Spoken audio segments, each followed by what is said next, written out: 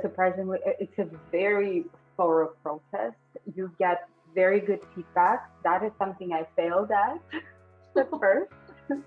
I did not get that. I had to work on it again and again. I had to change my setup.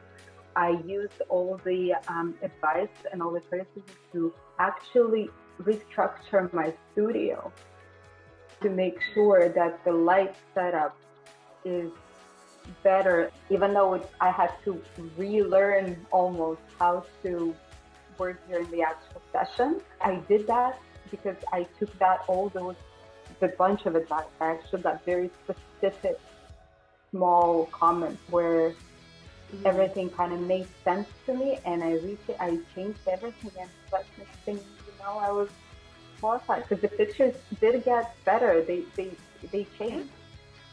I never went back because I was like, yes, I can see that. Now I can finally see what I was doing wrong.